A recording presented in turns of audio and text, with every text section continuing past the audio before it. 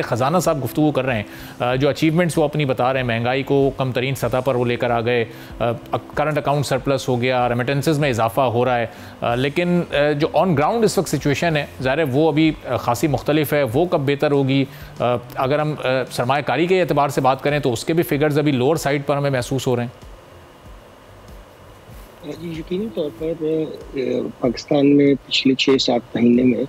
जो हमारा रिकवरी का प्रोसेस था, ज़ाहिर है इकॉनमी को रिकवर करने में कुछ टाइम तो लगता है और ये हौसला अफजा बात है कि इकॉनमी ने पिछले 5-6 माह में रिकवरी की है। अब रिकवरी के बाद ज़ाहिर है कंसोलिडेशन का प्रोसेस शुरू तो हुआ है,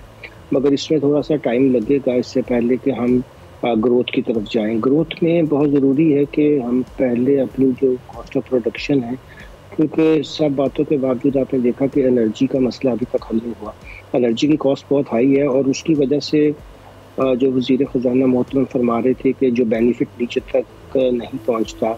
अगरचे कीमतें कम भी होती हैं और हम इन्फ्लेशन रेट भी कह रहे हैं कि अब 5 से भी नीचे आ गया है, तो उसकी एक बहुत बड़ी वजह ये भी है कि जो एनर्जी की कॉस्ट है वो जब हम CPI वगैरह मुहैया करते हैं तो उसमें नहीं लेते हैं।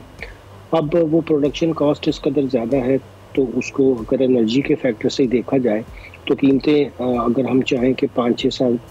की पुरानी सतह पर आ जाएं तो मुश्किल है जब तक हम एनर्जी के मसले को हल नहीं करते हैं। और सरमायाकारी के ना आने में भी एक बहुत बड़ी वजह ये होती है कि लोग सोचते हैं कि यहाँ ओवर रेगुलेटेड चीज़ें हैं, इकॉनमी में एनर्जी की कॉस्ट इतनी हाई है और स्किल लेबर भी नहीं है, तो इर्द गिर्द ममालिक में चूँकि ये चीज़ें मुयसर हैं तो फिर बाहर का सरमायादार जो है वो किसी लॉन्ग टर्म पोजीशन पाकिस्तान में लेने से पहले ऑब्जर्व करना चाहता है। और जो ऑलरेडी लोग हैं वो अब थोड़ा सा पॉजिटिव साइन दे रहे हैं, तो इससे ये हो सकता है कि अगर हम कंसोलिडेशन के प्रोसेस को और मज़ीद बेहतर कर सके, एनर्जी कॉस्ट को हम नीचे ला सके, तो फिर उम्मीद की जा सकती है कि कोई नई सरमायाकारी भी हो। नई सरमायाकारी जब तक संतों में नहीं होती पाकिस्तान के लिए फिर ये कंसोलिडेशन का प्रोसेस और ग्रोथ का इसके लिए ख़ास तवज्जो की ज़रूरत होगी, मेरा ख्याल है।